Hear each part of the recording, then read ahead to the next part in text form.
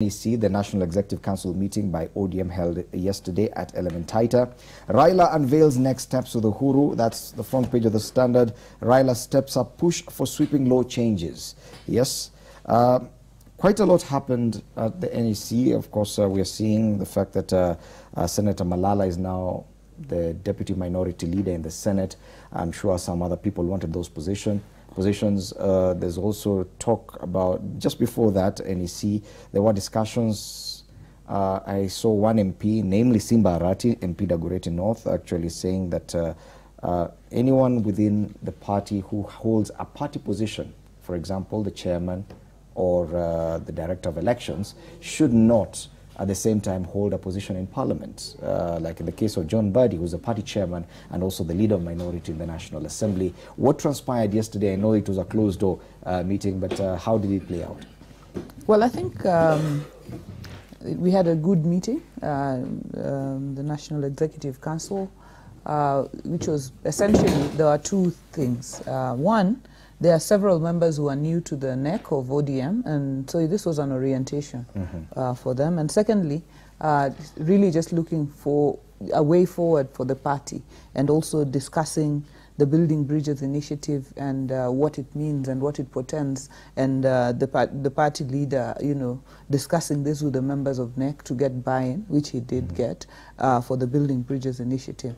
So I think this was where the agenda was mainly centered on the issue of the elections. This was not a NEC matter. This was a NASA PG for the Senate, and this was done separately. I don't even know where.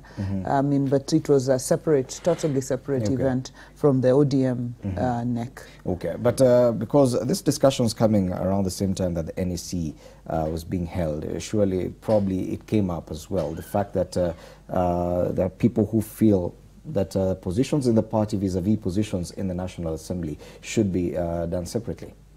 Well, yeah, this didn't come up for debate in the NEC, but I think when it comes up, we'll look at it, because there are some positions you hold in Parliament by virtue of the position you hold in the party. For example, minority leadership is a position you hold by virtue of the fact that you're probably the most senior person in the party within Parliament. So you can't, sometimes you can't divorce those two things. So if Honorable Badi holds the position of minority leader, he does because he is the chairman and therefore the most senior party member in the National Assembly. So I think some of those positions, or if the director of elections is the whip, you know, some of those positions you hold by virtue of the positions you hold in the party. So you can't quite separate the two. So when the time comes for that debate, I think we shall debate it, but it is not, I think it is opinions expressed by some members, but it is not something that the party has deliberated. Yes. Yeah. Okay. Alice, of course, this issue, yes, it may be playing out in ODM right now, but it could also play out in Jubilee. Jubilee as a party probably has tried to distinguish between party leadership and House leadership, because the leader-majority has no position in the party. Yes, the party is run by a separate secretariat. But it also brings up the question of how political parties in Kenya conduct elections, how you get to elect your officials. None of these parties, the biggest party right now in Parliament, Jubilee, and the second biggest party, ODM, has held an election for years. You only pick your officials. Is that the way to go? Definitely, even reading the law and the constitution, that is not the way to go, because internal party democracy is key in the management of the party and the affairs of the party, including how that then reflects on the management in the country. We obviously, you know that Jubilee was made up from TNA and URP and other friendly parties. And by the time we were coming to elections, there was no sufficient time to be able, as a party, to now go to the grassroots, to pick grassroots officials, and from there is where now you rise to the party top echelon to be able then to decide who will be at the party top leadership. However, we were as a party able to still go to the counties and pick representation in the county in the interim status. we are yet, obviously, not able yet to go there, because each party is supposed to be electing the officials by kind of universal suffrage, and that has not happened. It shouldn't be let to go on for too long, because then it means that the people who are going to be the leaders in the party do not have the mandate of the voter. Yes. And I think that is not a very good thing. Parties need to put their houses in order. You know, that kind of mismanagement or lack of sufficient mandated structures do affect how the final voting in terms of primaries is conducted, because sometimes there are people who just come from nowhere and they are really calling party positions. They are calling quite heavy, powerful shots. And obviously in our party, the top party leadership, the way it is, be that as it may be, does influence a lot of what happens in the National purely Assembly. survives because of the kind of influence that the party leadership has. But you've seen the kind of problems ODM has gone through in the past. Once you are unable to hold that election a few years back at the Kasarani, the days of Men in Black, the kind of fallout that came after that. Ababu Namwamba was once a Secretary General. He was stripped of that position simply because there's no proper election being held. Don't you think that the lack of elections, or probably the fact that parties, the big parties that we have, are shying away, are not brave enough to actually say we need to go for elections, is actually going to weaken the parties that we have, coming at a time when we're saying that probably political parties should be stronger to actually help the progress of our democracy? Yeah, thanks, Rory. I think let's give credit where it's due. ODM is actually the only party that has held elections from the grassroots, which we did in 2015, early 2016, right from every polling station and to every ward and to every constituency or sub or those units branch. Still stand? Of course they do. We have working 290 branches in which we had the elections. Actually, elections should be held every 5 years. So it means elections are not due till 2021.